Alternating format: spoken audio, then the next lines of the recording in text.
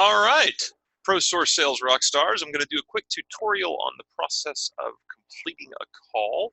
And we're going to look at a couple different cards within the Podio workspace and make sure that the appointment card is completed properly for the appointment, that the notes are placed on the property card, which is where we kind of want everything to live. When lead takes in a call, they record there, and so we want to make sure that we're doing the consistent thing and recording our outcome in that same spot so that we get a linear feel of things. And then finally, what do we do with it next? If it's one that we didn't buy, how do we handle the follow-up process, and how do we make sure that we're not losing touch with folks whose houses we may very likely buy in the future? So we all want to make our lives easier.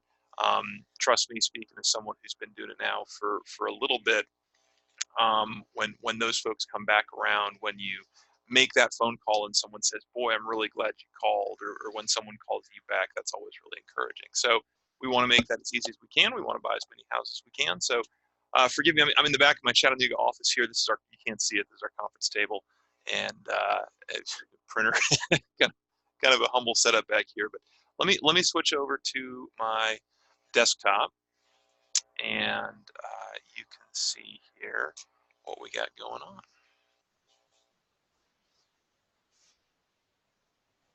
If I can find the right tab. There we go. All right, so we're gonna trip over here to Rhoda's call. Rhoda's a lady that I've been talking to on the phone for a while, on and off, and she's kind of finally ready for me to come out.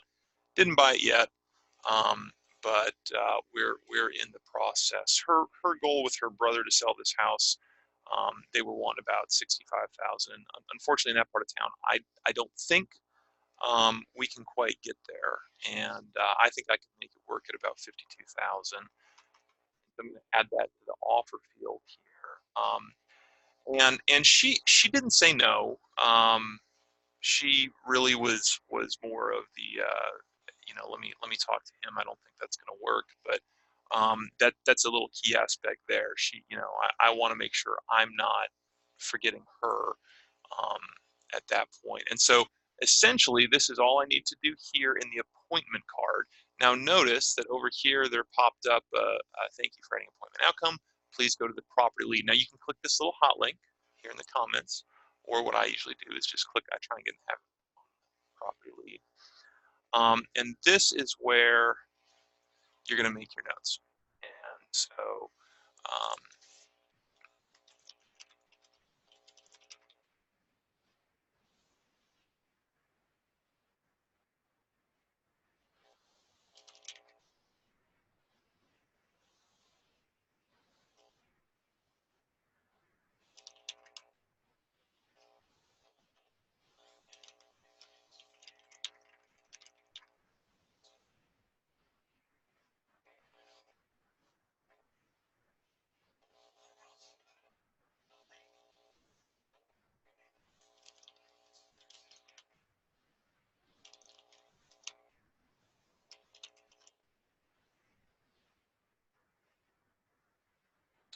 sorry to keep you waiting there. I'm not the fastest typer.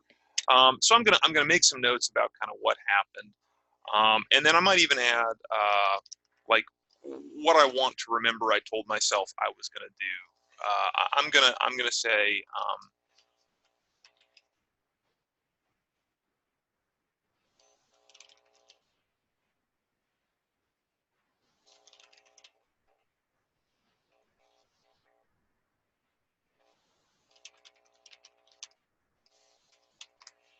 So I'm going to do that, and remember we're in the main property card here, and so I'm going to scroll down to who owns it. In this case, now whenever the folks in lead, in this case Penny, when she set the appointment, she actually made me the owner. So ownership dictates whose kind of lists it shows up in. So Penny's the lead manager, I'm the acquisitions manager. If I click this over to lead manager, it would sort of go back over into her bucket of things to do. I want to keep it in mind. And so the stage of lead, she set it as appointment set when she did that. I'm going to go back to follow up, And the next action due is definitely follow up.